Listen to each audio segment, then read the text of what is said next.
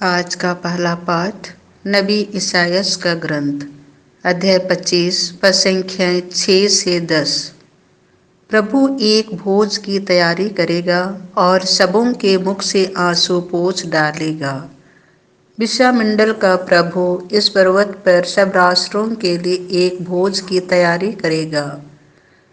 उसमें रसदार मांस परोसा जाएगा और पुरानी तथा बढ़िया अंगूरी।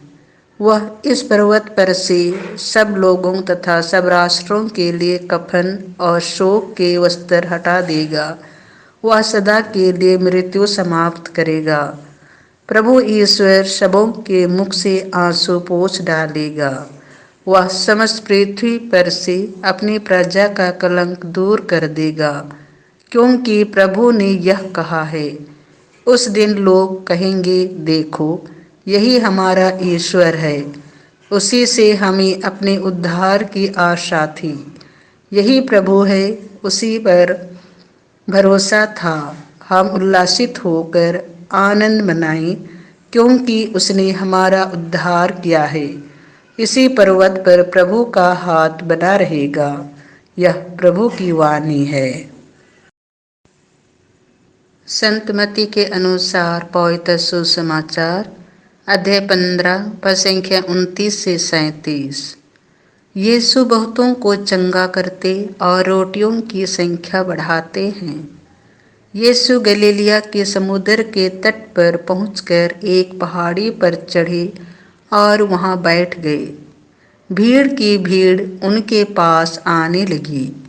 वे लंगड़े, लूले, अंधे, गूंगे और बहुत से दूसरे रोगियों को भी अपने साथ ले आकर यीशु के चरणों में रख देते थे और यीशु उन्हें चंगा करते थे। गूंगे बोलते हैं, लूले भले चंगे हो रहे हैं, लंगड़े चलते और अंधे देखते हैं। लोग यह देखकर बड़े अचंभे में पड़ गए और इस्राएल के ईश्वर की स्तुति करने लगे। यीशु ने अपने शिष्यों को अपने पास बुलाकर कहा, मुझे इन लोगों पर तरस आता है। ये 3 दिनों से मेरे साथ रह रहे हैं और इनके पास खाने को कुछ भी नहीं है।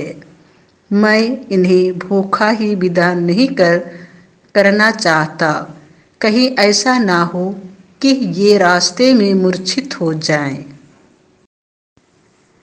शिष्यों ने उनसे कहा, इस निर्जन स्थान में हमें इतनी रोटियां कहाँ से मिलेंगी कि इतनी बड़ी भीड़ को खिला सके। यीशु ने उनसे पूछा, तुम्हारे पास कितनी रोटियां हैं? उन्होंने कहा, 7 और थोड़ी सी छोटी मछलियां। यीशु ने लोगों को भूमि पर बैठ जाने का आदेश दिया और वे 7 रोटियां और मछलियां लेकर उन्होंने धन्यवाद की प्रार्थना पढ़ी और वह रोटियां तोड़ तोड़ कर शिष्यों को देते गए और शिष्य लोगों को। सबों ने खाया और खाकर तृप्त हो गए और बचे हुए टुकड़ों से 7 टोकरे भर गए। यह प्रभु का सुसमाचार है।